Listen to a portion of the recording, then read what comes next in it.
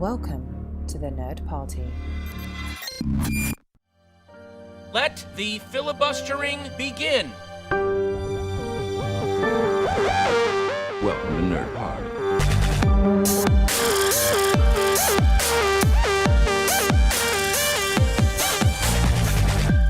Hello and welcome to Filibuster here on the Nerd Party. I'm your co-host Alice King, and we have a very special episode for you this week. Lee and I have been at the Glasgow Film Festival, and in between watching some great movies along the way, we were lucky enough to speak to some of the talent involved. So on today's episode, rather than listening to the two of us chat, you'll get to hear from filmmakers such as the likes of Alice Winocour, Scott Graham, and Simon Pegg. So sit back, relax, and enjoy the best of the fest. First up, I spoke to the co-director of the Glasgow Film Festival, Allan Hunter, and writer-director Alice Winocour on the red carpet for the opening gala film Proxima. The film stars Eva Green as an astronaut preparing for a one-year mission aboard the International Space Station and examines the effect it has on her and her relationship with her daughter. Proxima is released on April the 3rd by Picture House Entertainment. So Alan, we're here, it's opening night, how are you feeling? I'm feeling very good actually, which is slightly worrying, in that you kind of think I should be anxious or something like that, but it all seems to be going fine, and our guest is here and the film's here, and so, you know, it's as good as it gets. I know, in sort of 3 full houses here, everyone excited for the start of the festival. You know, this we've had quite a year, and with Parasite, you know, topping the box office at the moment, and this sort of being a French sort of German production, you know, do you think that the UK is finally finding its appetite again for sort of foreign language cinema?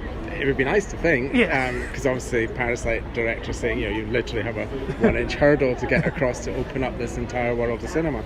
And, you know, I think Glasgow audiences and festival audiences have always been really good about embracing, you know, non-English language cinema.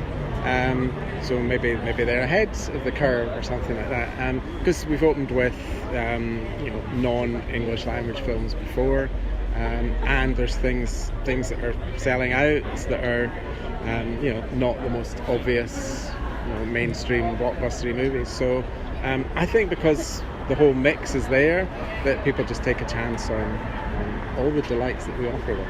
And so, without going into spoilers, what was it about Proxima this evening that said we want this to be our opening gala film? I think there's a number of factors. I mean, you're always looking for something that's a UK premiere. You want the director to come, you know, being brutally honest.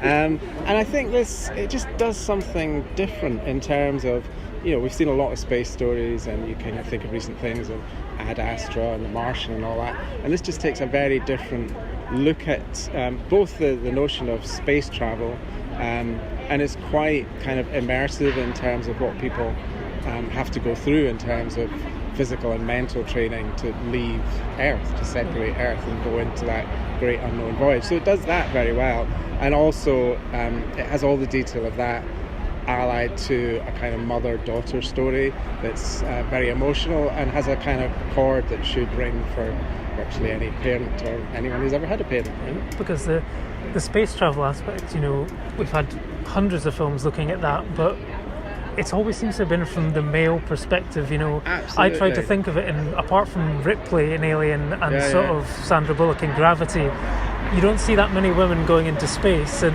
we had sort of Hidden Figures a couple of years ago, looking at the women behind the scenes at NASA, but it's nice to see sort of that recognition of the and I mean females. there is within the film all the kind of, you know, narrow male attitudes of you know, why don't you stay at home, and why don't you, you know, not necessarily voiced explicitly, but there is that sense of this is a man's world and you're a bit of an intruder.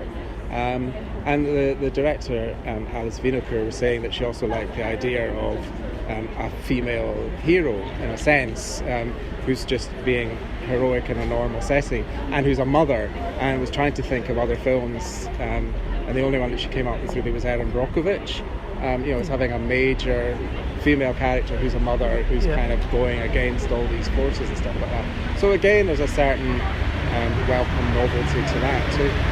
Excellent. Well, thank you for your time, and enjoy the night and enjoy the parties, and hopefully you're not too tired by the end of the festival. Parties. I'm only here for the films. Of course. Excellent. Thank you very much. Thank you. Hi there, Alice. Welcome to Glasgow. Thank you. Last year we celebrated 50 years of the moon landing, but for some reason, female representation in movies of sort of space travel has been really quite limited. I can only really sort of think of Ripley in Aliens and sort of Sandra Bullock in Gravity. How important was it for you to sort of have a female in this story, to the female I think representation? there is very strong characters of women in space. You mentioned those two, but I think we're used to see strong characters, but those women, they never have children. And that's what was striking to me, that in real life women have missions, but they also have children, and they have to conceal, they have to do both. So, yeah, to me, it was important to show a superheroine that is also a mother. Absolutely. And this is a fantastic role for Eva Green as well. In the UK and Hollywood, we maybe sometimes are familiar with her sort of playing the sort of femme fatale in movies. You know, it's just a fantastic role for her. What was it about her that you knew she was the one for this part? I love Eva as an actress. I think she's I have always been very fascinated by her, and I think she has also a kind of strangeness. I think it's not a coincidence that she was in so many Tim Burton movies, and so I thought she was perfect for the part, and to imagine her as an Amazon, also to represent those kind of mother you never really see in films, because it's always like the same Mother Dolorosa. Absolutely. And at the moment, Parasite is sort of top of the UK box office charts. It's really hopeful to see a resurgence for foreign language cinema in the UK. Do you think it's sort of heading that way, and where do you see the future of it? Do you think we can see more foreign language cinema becoming hits in the UK? Because for the last decade it's sort of been on the wane, but it seems to be a resurgence at the moment. Are you hopeful for the future? I hope so. I think it's a great news for cinema. We can't expect something better than having this kind of film also winning the Oscar, and I think I think it's a great news for cinema. Yeah. And what do you see the role of festivals sort of playing for your own films and sort of films in general? How important do you think they are in terms of the... I think it's a great place to show films and to have more audiences, and also for us to discover new countries and new cities like Glasgow. It's my first time here, and I'm very happy to be here. Well, I hope you enjoy it and enjoy the night. Thank you very much. Thank you. Up next, I was lucky enough to sit down and get into very nerdy detail about all things time travel related with James versus his future self actor and co-writer Jonas Chernick. James versus his future self is about an uptight time travel obsessed young scientist who is visited by his nihilistic future self. He's told that he needs to give up his dream and becoming the world's first time traveller or else. But he won't go along with the plan. It becomes a wicked battle of man versus himself. Literally. James vs. His Future Self will screen on Sky Cinema from April the 7th. James, this is your first time in Glasgow and Scotland? I've never been to Scotland before. I'm a worldly person. I've done a lot of travelling, but I've never been to Glasgow or Scotland. So first time. What are you making of it so far? It's pretty great. I mean, I haven't been much further than the sort of 5-block radius of the film festival. And I don't know if I'll have a chance because I'm really busy and stuff, but it's beautiful and charming. The people are really kind and welcoming and warm, and I ate some great food. So that's good. I mean, you've actually come on a couple of days of good weather for the festival. There's been issues in previous years with the beast from the east and the storms and stuff like that. I think it was torrential rain on Sunday, so you've lucked out with the days that Today's supposed to be really nice. Tomorrow it's going to get rainy again, so I'm going to try and get out there today a little bit. No, that's good. So but James versus his future self, how did that idea sort of first come about? I had this idea. I've had this idea for many, many years that I wanted to tell a story about a guy who finds himself. Originally, I thought it would be like a backpacker. You would say when you go backpacking, I'm going to find myself, but then he literally finds himself, and that evolved into this more of an odd couple kind of relationship where a man goes to battle against his future self. But I didn't really know the context. I didn't really have a story for it yet until I was working with Jeremy Lalonde, my co-writer. We did another film together that he directed me in. And afterwards he said he was trying to come up with a sci-fi idea for his next project. Did I have any ideas? So I threw this very loose idea at him, and he loved it. And from there it expanded, and we developed it into what you've seen. So I'm really sort of interested in the sort of screenwriting process of a film like this, where you're dealing with time travel, where there's paradoxes and you could completely mess up the space-time continuum and all that. I'm just wondering, was it an easy thing to sort of sit down and write between the two of you, or am I imagining like, you know, James's chalkboard in his garage where you're sort of drawing lines going this way and that way, strings, trying to all make it tie up so it's coherent, but also, I guess, obeys the laws of time travel, if there are. There are. Well, of course there are. And the fun of writing a time travel story is you get to make your own rules, really, as long as they're within the realm of science and physics. So it was not an easy thing to write. It took us a long time, and it was quite complicated. But the time travel stuff was the easiest part. The time travel, we figured out the rules, we figured out how it worked, and we stuck to that. The hard part was the rest of it, the theme and the character. It took us a while to come up with this idea of that James what he really needs is to learn to live in the moment and let go of his obsession with past and future. Once we figured that out, it all kind of followed suit, but finding that was a challenge for us, and so there were lots of diagrams and chalkboards. The time travel stuff we kind of came to pretty easily, and in fact, we wanted it to feel very real. And so we reached out to one of the world's leading particle physicists, a man named Peter Krieger, who lives in Toronto and works at the university there. And I asked him if he would be a consultant for us on the science of the time travel, and he was amazing. He came on board, he read every draft, he gave us incredible notes and suggestions on how to make the time travel science feel more real. And all of the equations and formulas that you see in the movie on the blackboards are actual time travel equations that he gave us. And so we do feel like it's the legitimate science in the film. You know, because one thing I really liked about the film was because it did feel plausible in some respects. I know you're not really a fan of Marvel, but I'm familiar. But you're familiar. In Endgame, they have this huge conversation about the logistics of going back in time and the ripples it will cause and that. But this one felt more like, I'm sort of a huge sort of science fiction film fan, and time travel ones especially, and it sort of reminded me of films like Primer and Looper, which, you know, they set out the rules and they stick to them, and to the point where I think it's like Bruce Willis sort of says, let's not even start talking about time travel and how it works, because we'll just end up going back and forth on ourselves and stuff get like on that. paper and write a bunch of shit down. So that's what I really liked about that. It did that, and, you know, establishing those rules. And, you know, with Looper, there's a great scene, and you sort of do something similar in this, where the older version comes back and escapes, and then they basically torture the younger version, and then those things then have an effect in real time on the older version. And you've got something like that where the young James makes decisions, and then sort of a hazy memory starts to appear in the older one. I really sort of like that.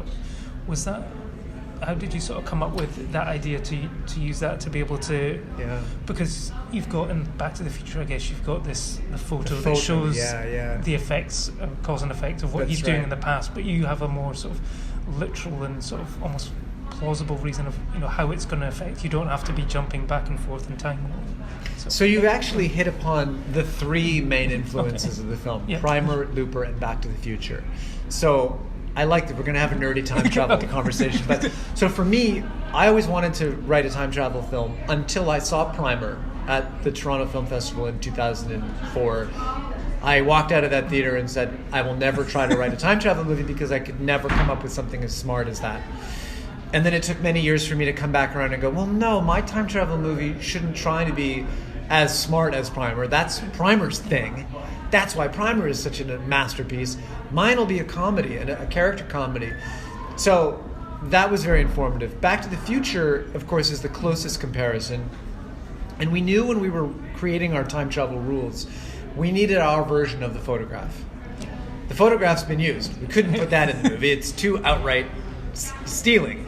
So what's our version of the photograph? And when we came up with, we brainstormed and spit stuff around and talked various things through, what landed on this idea that well, no, if he changes his path, then Jimmy literally will vanish. So our version of the photograph is that Jimmy knows that as long as he's still here, James has not sufficiently changed himself. And we thought, well, that's actually better than the photograph in some way, because the stakes are now incredibly high for Jimmy, and we know that Jimmy's on a suicide mission. He's trying to make himself vanish. He knows that he's succeeded if he's no longer there.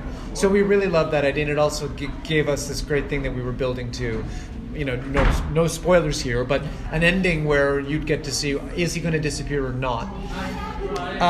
And Looper, absolutely, we wanted our version of the torture example of how we know that things have rippled through time. And so because our time travel theory is a merger of the two, there's basically two time travel theories. One is the multiverse, where things branch off as soon as you change, and then there's the 12 Monkeys version where everything only happens once. And ours is in some ways a merging of the two that we think we've pulled off without any holes.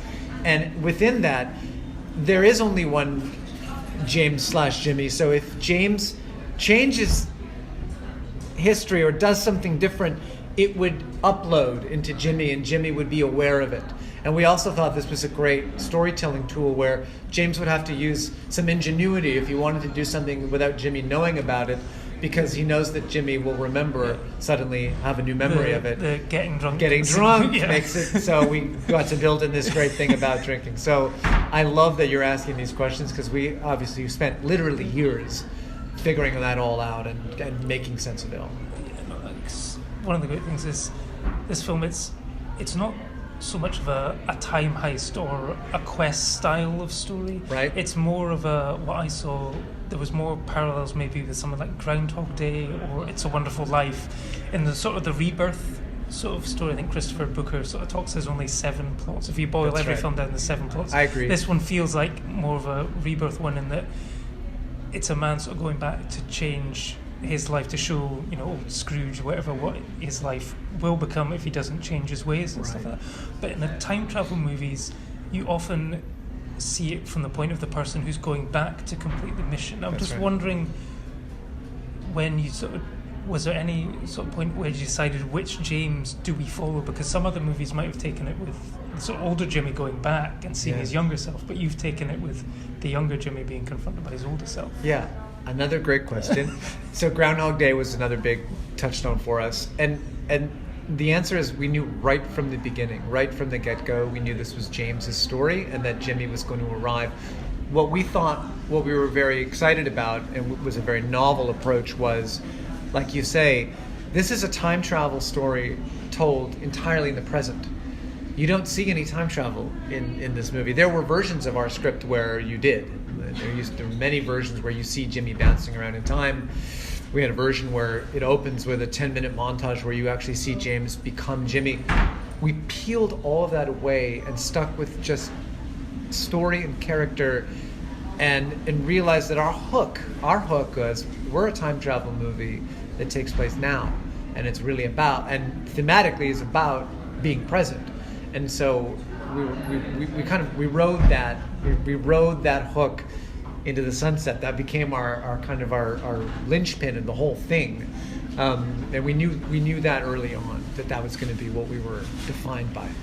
Yeah, because I think one of the strengths of the rules and stuff you set up is, I think, also because, I couldn't see any plot holes as far as on my first viewing, because what you have is a time travel where, you talk about the multiverse effect, where things branch off and whatever, but you did something clever, which was that Jimmy only can go back in time, so far, not travelling forward in time, which then allows you to be, so he's having to live through this. And I think because the one main, I think, flaw or biggest plot hole in the Back to the Future, probably part 2, is when Biff apparently goes back in time, gives himself the almanac, but then comes back into the same timeline where technically it would be a different timeline. And look, if we want to get into it, that is not even, by the way, that's not even close to the biggest flaw in the Back to the Future time travel stuff, and we ripped that apart and looked at it, took the hood off and looked at it. There was lots of stuff going on in there. that we could have a whole nother podcast about the stuff that's going on in Back to the Future that didn't work.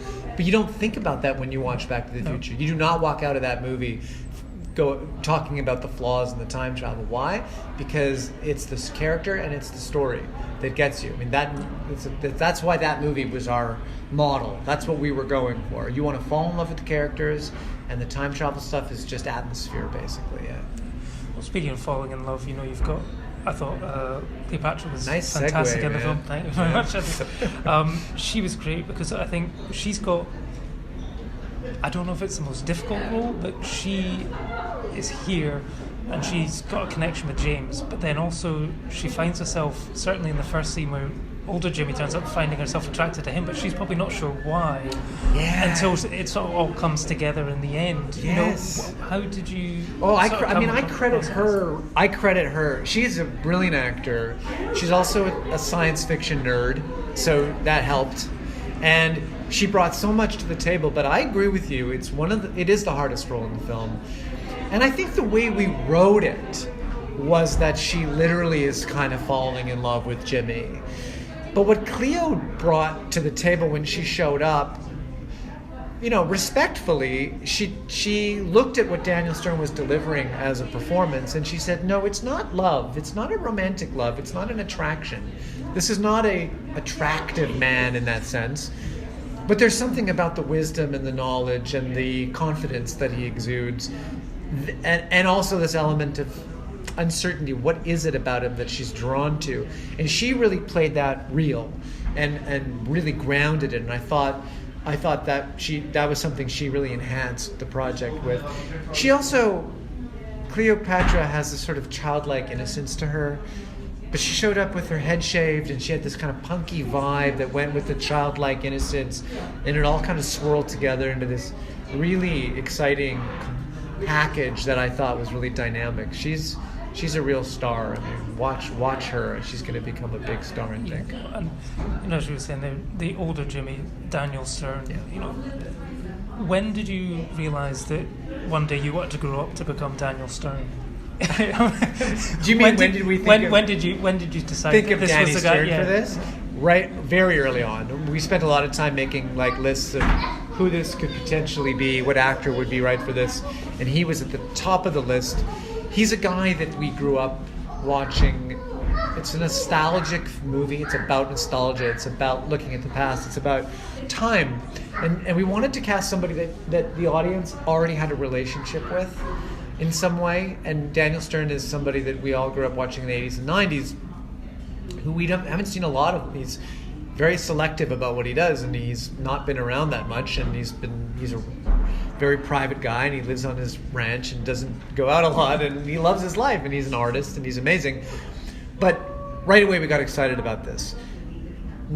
He's not a physical match for me. He doesn't look like me per se. We have similar eyes, but he has an energy, and he certainly had an energy when he was a younger man. If you look at movies like Home Alone or Diner, he was an intellectual, a kind of neurotic, anxious Woody Allen, fast-talking, lovable loser type.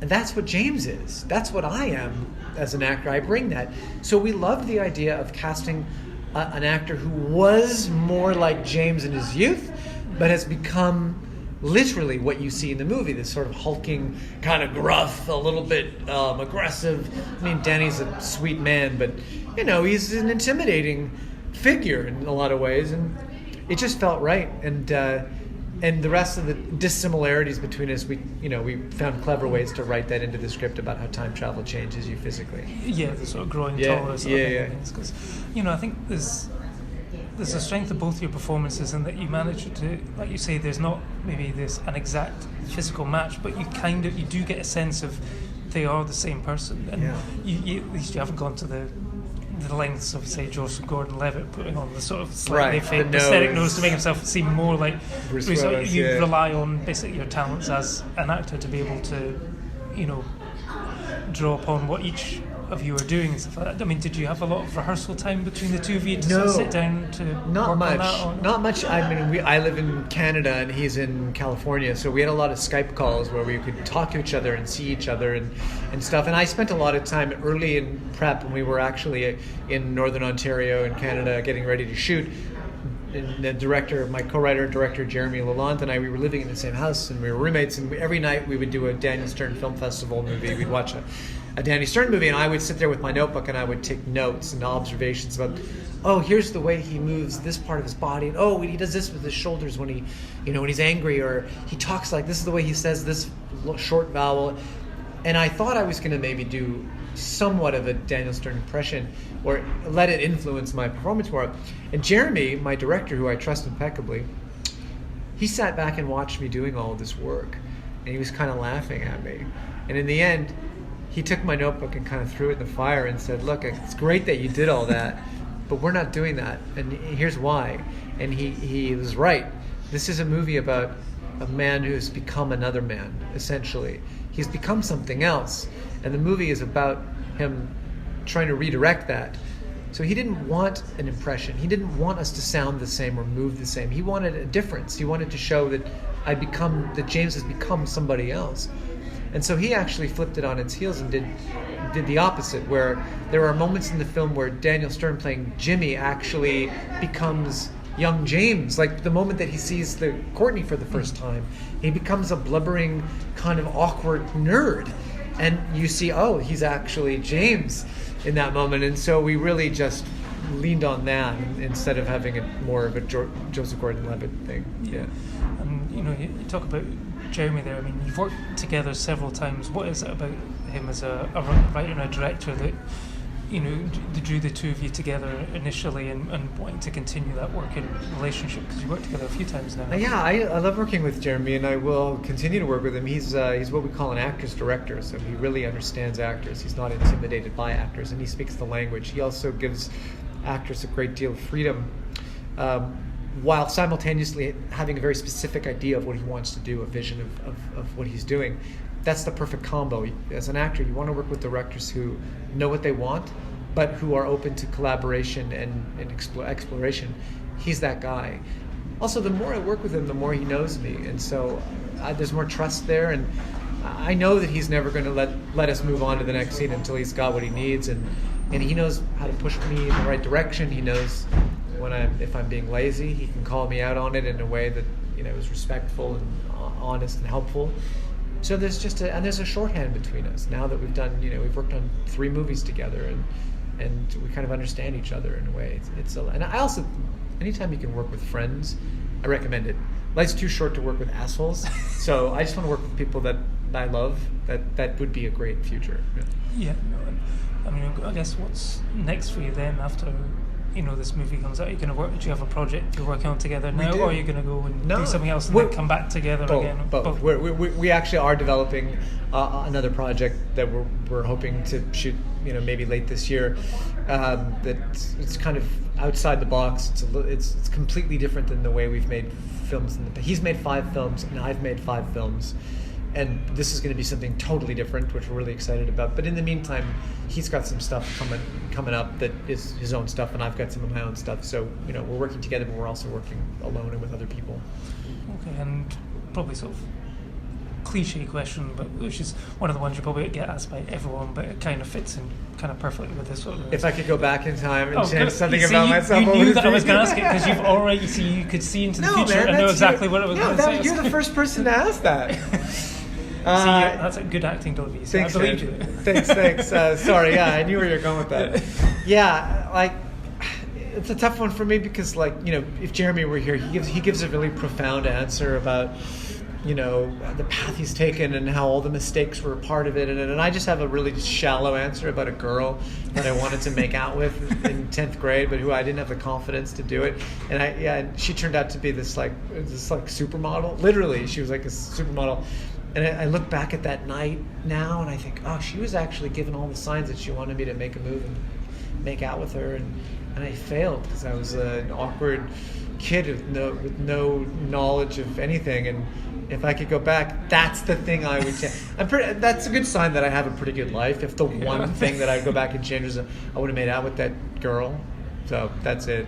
It's a shallow, hollow answer, but that's the truth. Oh, that's fine. Yeah. Because sort of watching the film, when I was writing my review up, I had 2 sort of quotes in my head from other time travel movies. So one was The Terminator. I'll be back. No, not I'll Be Back. I'm kidding. Kyle Reese is, there's no fate but what we make for ourselves. Yeah. And sort of that kind of sort of came to mind when sort of Jimmy comes back, and that he's basically pleading with the younger Jimmy to basically, you made this fate, but we can change it. And then, but then at the end, it was more of a sort of hopeful Doc Brown, the future isn't written yet, so make it a good one. You don't have to keep worrying about everything that's going to come. Just live your life, and that's what I guess his older Jimmy was telling young Jimmy is, like you say, is just live in the present, savor the moment, don't get hung up on what's to come just because you're going to miss. That's the movie. That's actually it's more of a Ferris Bueller, isn't it? There's a if little you don't bit stop of that around, too. You might miss it. Exactly. Yeah. We actually have a line in the movie where James finally asks Courtney on a date. She says yes, and he says to Jimmy, "I did it. I asked her on a date." And then he realizes that what he has to do now, and he turns to Jimmy and says, "How does the date go? Does the date go well?" And his answer is, "I don't know. It hasn't happened yet." And so we're kind of, that's a little homage too, I think. But yeah, this was a lot of fun. You asked, I've been waiting for the nerdy time travel questions, and they haven't come. And now they're here. I'm glad I could deliver on that. I'm glad I could answer them. But thank you. I hope we'll see you back at the. You'll be back. I hope I'll be back. The Glasgow Film Festival. I hope to be back. This is a great festival. Extremely well programmed, well organized, and very hospitable, welcoming to filmmakers. And I can promise you, if I have the opportunity to come back, if they'll have me, I will bring my next film here as well. Yeah, and this film's out on, is it Sky Cinema? It's coming out on Sky TV. Sky TV. On April 7th. Yeah. And we open in theaters across Canada on April 3rd and across the US on May 1st. Okay, plans for physical DVD, Blu-ray? Yeah, the US is doing a physical release, DVD and Blu-ray. So, get that on Amazon, and they'll bring it right to your home. Excellent. Yeah. Well, thank you very much. All right, thank you. Simon Pegg and writer-director Katharine O'Brien joined me on the red carpet to discuss Lost Transmissions, about a music producer who comes off his medication for schizophrenia, revealing the troubling inadequacies of the American mental health care system. Could you talk a little bit about what inspired the story? It was inspired by something I went through with a group of friends when one of our friends went off his medication for schizophrenia, and took us down the rabbit hole in Los Angeles for a minute. And this is quite a departure for you, so what was it that drew you to this?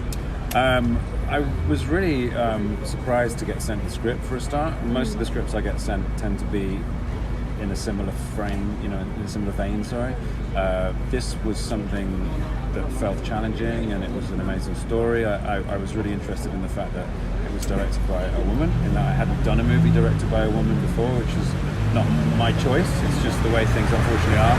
So it was a real opportunity for me to do something different. And just for both of you guys, obviously when you're dealing with a character like Theo who's got schizophrenia and everything, as a writer-director, how do you sort of go about preparing that, and as an actor as well, and what are some of the challenges that you get with that as well?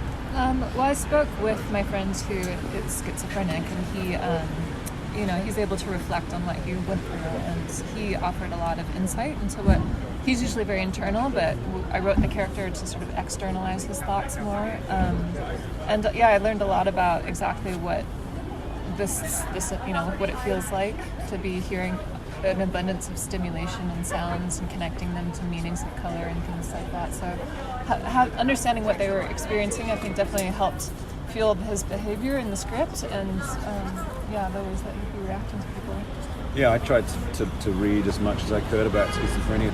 I went to a hospital and had long conversations with people who were suffering from it or people who had experienced it. I spoke to the person, Catherine's friend, and got to know him and understand how he felt about his delusions when he was in the midst of it, and also looking back on them. I really wanted to go into this knowing what I was talking about.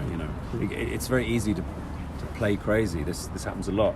It's one of the last sort of illnesses, I think, mental health, that is sort of fair game for being flippant. You don't see that many films where people kind of, approximate what it's like to have cancer. It's a disease, and it needs to be portrayed faithfully. Katharine, obviously this is your first feature. What was the kind of the journey to this being your first one? I'd written one before that sort of with a friend that I sort of shadowed throughout the process, so that was nice. But I think at a certain moment you just sort of pretend, you lean into it, like they say, and pretend that you can do this thing, because you sort of realize there's a lot of maybe knuckleheads that are doing it anyway, so why can't you? Knuckleheads. Knuckleheads. It's one of my 1950s terms. That's a good one. But it's and then once you do that, you find that you're doing it, and so then you start to feel like you can own that. And Simon, obviously you've been known for throwing yourself into roles. You've become a marathon runner, now you've become a musician. Yeah. What was that like for you to take that challenge on? It was great. I had to learn to sort of look like I could play the piano, and that was a really interesting process. It was about physicality, and I grew up in a very musical family, so I've been around music. It wasn't completely alien to me, but both the portraying the mental health aspect and the musician were both sort of challenges I really relished. Good luck with the film. Thank you very so much. much. Thank you. Finally, we had the opportunity to talk with writer-director Scott Graham about his film Run. Lee and I were huge fans of this film when we saw it at London Film Festival and enjoyed talking about the genesis of the film, shooting on location, and mastering the Doric accent. Run is about a young man called Finney who is trapped in his life in Fraserburgh. He has a dead-end job, is trapped in a marriage and dreams of escape. One night he takes his young son's car and drives around the town looking to recapture his youth. Run screens from Friday 13th of March and is released by Verve Pictures. When did the idea for Run sort of first originate with yourself? I suppose it was, I'd moved to Glasgow, I'd been away from home for maybe 10 years or so, and I'd gone back because I was interested in making a documentary about the racing culture or the car club. Well, they're up there, and I was speaking to kind of young folks, young people, mostly teenagers, about that and about the music that they listen to. And I remember hearing about, I think it was one of their dads shutting himself away in his garage, listening to the Springsteen records, and that I sort of made the connection. It wasn't hard, I suppose, that the way that sort of generations of men and women kind of, for some reason, look to America for a hero or a voice to express how they're feeling, like the frustrations they're feeling. And the young people I was talking to, the teenagers I was talking to at the time, were all into rap and hip hop and artists like Eminem. And so I suppose I quickly began to, I suppose it made me revisit Springsteen. I was obviously aware of him, but I'm not sure that I was, I liked him, but I'm not sure I really knew his particularly songwriting that well, and it made me revisit it, and it's not hard to see why people from Fraserburgh connect with songs about growing up in a small town and racing cars, falling in love young, getting pregnant young, wishing being determined not to end up like your parents, but ending up like them anyway. And I just began to see it as a drama, that more as a drama than a documentary. I never made the documentary in the end,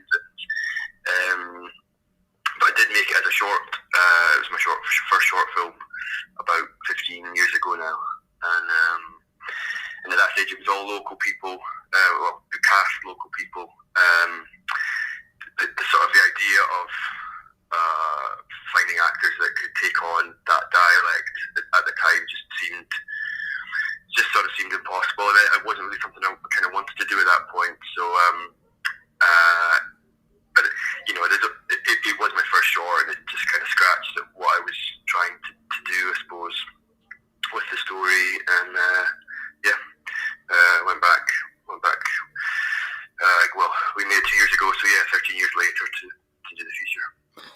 Yeah, so Bruce Springsteen wasn't someone that you were actively listening to when you were growing up. What were your musical influences? I mean, he was. I mean, I did listen to him a bit, but it sort of, or at least, it had been, I suppose, whatever my dad had been listening to. So usually, whatever he was playing, I ended up picking up on. So I remember listening to quite a lot of U2, to be honest, and sort of stadium bands. Growing up, Simple Minds, U2, NXS. I actually remember really liking Sinead O'Connor. I think once I got into U2, almost anything Irish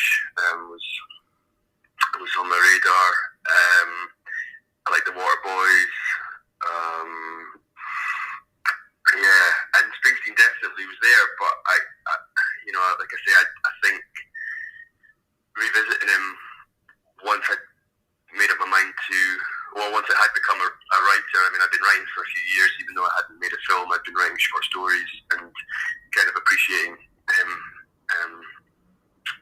from that, his songwriting, getting to know it better. I think was a bit of a revelation to me, and going back through some of his back catalogue.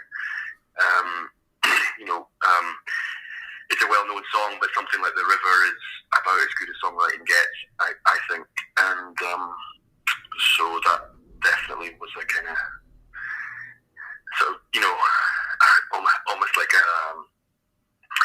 I think I was 30 at that point, late 20s, 30, and it sort of was a bit like going back to school or something. Yeah, because I mean, there's definitely a sort of universal sort of appeal to his music that, I mean, anyone can sort of latch onto and find themselves in it. I mean, we had Blinded by the Light last year, about the sort of the young Asian man growing up in Luton who really connected with his music, about the, like you say, the sort of dreaming of escaping and sort of getting out there. And, there's a real sort of also like an Americana feel, like with the driving as well, because it's back to times of like in the 50s, with like American graffiti and stuff, where teenagers would just drive around. I know in Aberdeen it was called, was it the bully bashing, when they sort of go up and down the beach boulevard and stuff like that. So it's something, there's always been this sort of American feel to it as well. And I guess, you screened it, was it the Tribeca Film Festival in New York? I mean, how did the Americans sort of take to the film when you screened it there? In each of the screenings, actually, I've had someone from Fraserburgh come up to me, someone originally from Fraserburgh come up to me and talk to me afterwards. So it's amazing how far people travel from there. But I think the Americana thing was starting to become obvious to me, not just through Springsteen's music, but through certain films that I was watching. So like even I started getting into kind of classic American cinema stuff from the 70s, Badlands and Five Easy Pieces and Vanishing Point, and it was partly that I recognised the Northeast, so I recognised certain characters and landscapes from those films in where I was from, and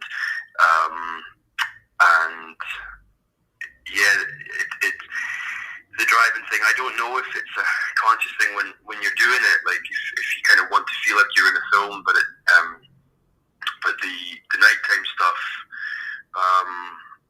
we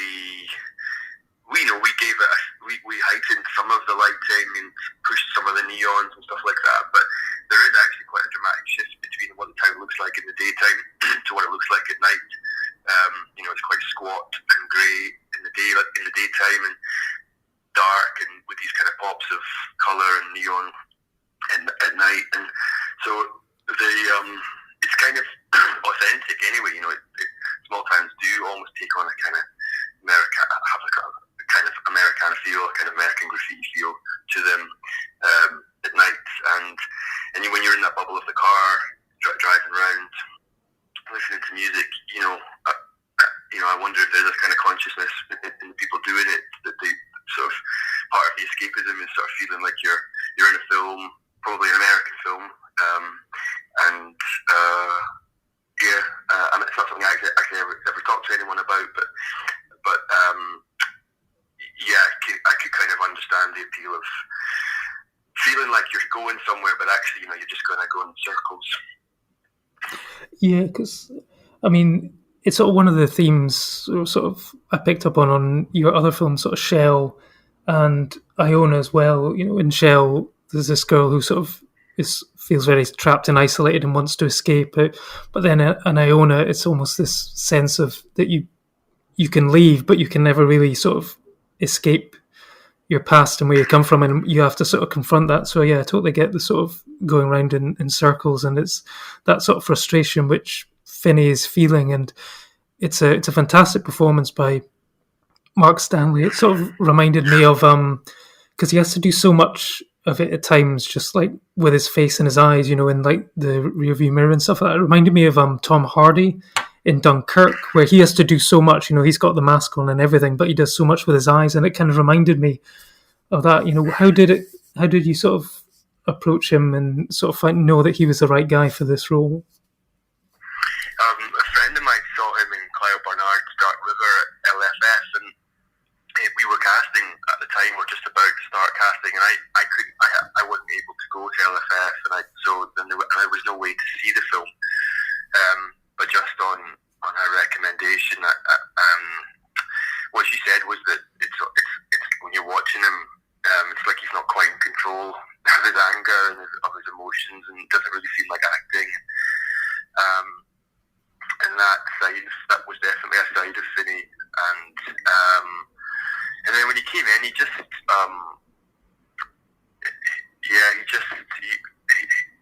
actually quite young, Mark. He's a bit younger than the character, but none of that really mattered. There was just a sort of a real warmth there, and when he feels something, he does seem to genuinely be feeling it himself. It doesn't really feel like you're sort of shaping or creating a performance. It just sort of feels like you're having a conversation with someone and then watching them react. And I really, sort of immediately liked him for it. And I suppose the rest of it was, I just kind of went on faith that he would be able to take on the more kind of technical aspects of the role, learning how to fillet fish and learning the dialect.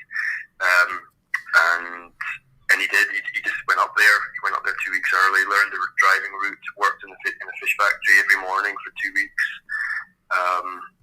and picked up the dialect. I think he came in with a pretty solid Scottish accent, but that, in a way, I wasn't really looking for. I was just looking for the person at the time. I wasn't really judging, their ability with voice really, or with dialect accents. But I just really got lucky or blessed with him. Definitely, all of them actually. They were all great. Yeah, because Doric is in the sort of, particularly sort of the northeast, it's a very specific dialect. I know that it can trip up some actors. I think, was it Jude Law in Black Sea sort of said he attempted it, but and then he sort of said, I think it was on Graham Norton, he said that he probably isn't welcome back up in Aberdeen anytime soon after that. But I thought he nailed it, and he's got terrific chemistry with Amy and Marley in this one. I think it was Amy in Beats, and then Marley was fantastic, and was Anna and the Apocalypse. Did you cast Mark first, and then how did the sort of that, finding the right women to sort of almost bring him sort of in and out of his shell? Yeah, we were probably looking at people in tandem. I think we were looking at all the roles, but it was very much a case of casting Finney first, and then you kind of built. I was going to build the family around him, and spoke about. She's from not far from Fraserburgh. She's from Elgin, and sort of from up that way. And she came in and spoke about how nice it was to go on dates in cars because you didn't have to look at each other. First dates you could kind of just drive and look ahead, and at that stage it was just I think we were just chatting, and I really wanted her to be perfect for it because she completely understood the character. And then when she began to read, it was just obvious that it was her. The intention with that character is to kind of in a way sort of turn Finney's night upside down. I don't think he particularly wants her in the car initially. He's got his plan to go racing, and in a way the last thing he needs is his son's pregnant girlfriend to get into the car, but she's got her own motivations for staying in the car, and I think she does provide a lot of life and something for Finney. When I was writing it, she provided someone for Finney someone to provoke Finney emotionally, and also actually to help him access his youth. She kind of replaces Katie in a way. If Finney's kind of reliving his youth, having Kelly there is a way to kind of do that. Be part of that. With Amy, she's actually from Aberdeen, and again she came in, spoke about the character like just like she'd known her whole life, and she read with Mark, and they actually did the scene from the garage, the kind of the scene that developed into them collapsing through the boxes, and they both just kind of went through it. I think Mark ended up with a bloody elbow, and they both ended up on the floor of the room that we were working in and or auditioning in, actually, and it just kind of, it was just really nice because I kind of knew I had my film there and then, you know. So yeah, and actually Andrew, I should mention him. I mean, in a way, he had the furthest to come in terms of relating to the character, probably, and getting the dialect. And I thought he did a terrific job, and it's his first film as well. Yeah, and you know, sort of shooting in Fraserburgh, you know, you said that a lot of it was shot at night time and stuff like that. Was the town sort of very open and welcoming to sort of filming taking over the streets and stuff? Because I think I'd read, was it about sort of a 4-week shoot on location? Yeah, there was a lot of goodwill to us after the short film, and we screened the short for everyone in the local town hall after we'd made it, and you know, so I think we were welcome back. I think it was a bit disruptive at times. We were there filming overnight, so once everyone had kind of gone to bed, sort of, it was fine. I think I don't think we were too disruptive, but you know, we would start filming quite often at sort of coming home time, sort of 5-6 o'clock, and I think that, you know, I think people had to be a bit patient with us, but we definitely had a lot of local support, and you know, there's local people in the film and locations and stuff. So yeah, I actually don't think we could have made the film without that support there, and hopefully we weren't too annoying on the roads. No, I'm sure not. And you said a couple of people from Fraserburgh made it down, was it to Glasgow for the festival, and the reception from them was very good, did they? Yeah, it was, yeah. I mean, it could sort of, I guess they had been through this kind of rite of passage themselves, at least one of them had, and spoke about the nostalgia of it, and the other that was a lady that spoke about that, and then the guy kind of just, I think, was just happy or impressed even by the authenticity of the performances and the dialect, and I think that was maybe something they hadn't expected, and so he was just, yeah, he said that the actors could become honorary brochers, which means, you know, honorary Fraserburgh people. The broch is short for Fraserburgh, yeah, that's what everyone calls it. So yeah, I could definitely feel, I mean, you know, from everyone, but yeah, it was nice to hear from them.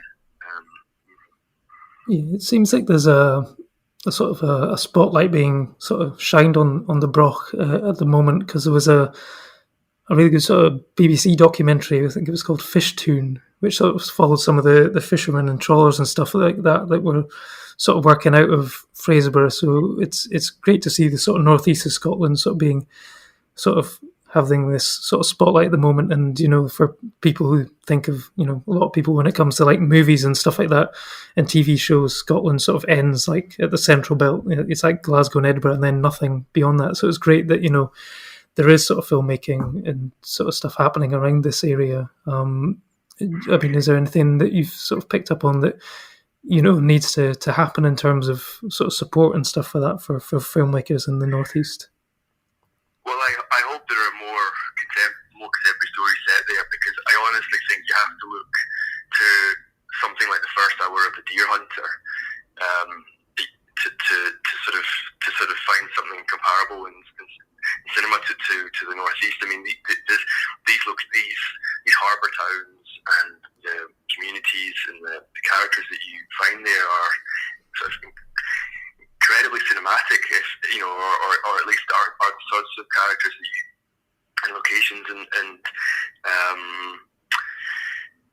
that you kind of find in sort of like I say, like The First Hour of the Deer Hunter, or in sort of. It's sort of. I mean, look, the kind of period stuff that's been done up there, Sunset Song and others, that's fine. But I think there's a lot more to offer in terms of the place now and the people now, and there's. I mean, actually, it's sort of interesting. I mean, I don't know if I really want to get into this interview, but in the context of the whole fallout from Brexit, I mean, I would say integration has actually really worked up there. I mean, the reality is that most of the people working in the fish factories are from Europe, and the economy depends on them, but. It's they're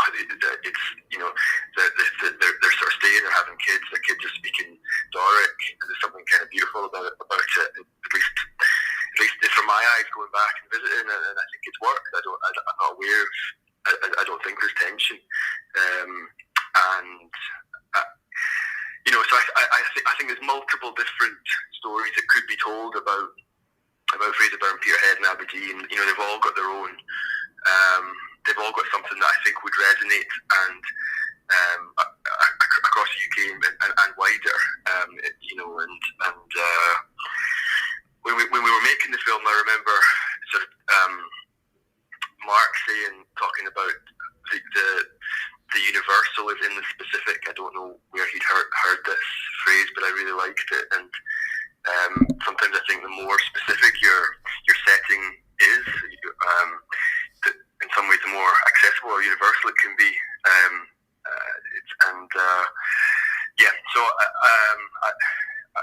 I would hope that there would be at least more stories being set there, and writers being interested in those kind of places. And then in terms of support, I actually have found support. Creative Scotland were good, BFI were good, and we had money from BBC as well. So. I would say it's more just about the writers wanting to tell stories there. Yeah. Absolutely. And you sort of talked about sort of Europe and the world and international stuff, and I'm just curious. I mean, Shell was sort of premiered at London Film Festival, Iona closed the Edinburgh Film Festival, and this one's been around a few festivals as well. What do you feel is how important are film festivals, do you think, for sort of filmmakers such as yourself about, using it as a platform to get word out there about the film? Are they essential to sort of build up sort of traction before sort of the main release, and can they help with that? Yeah, I can't imagine. I mean, I can't imagine what it would be like without them. Like each of my features have had UK distribution, so they would have gone to cinemas and would have found an audience. But I feel like it's at festivals that I have connected and interacted with audiences, and it's a kind of essential part. I mean, it's why you're doing it. It's why you make a film. Is you're making it for an audience, and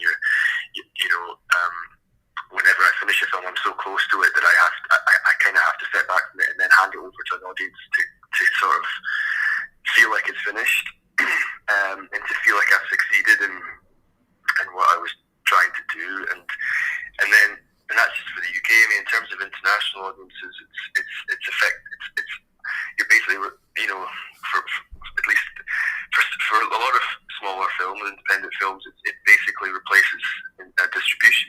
So it's a form of distribution in a way. At least from the filmmaker's perspective, you're getting to go and see how the film resonates with audiences in Italy or Spain or Germany or Czech Republic or Sweden. I mean, I've travelled pretty well on the films I've made, and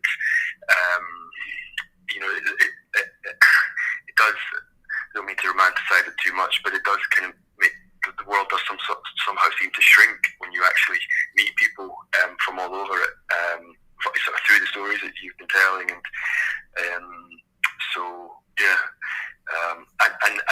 I mean, and without festivals, that you've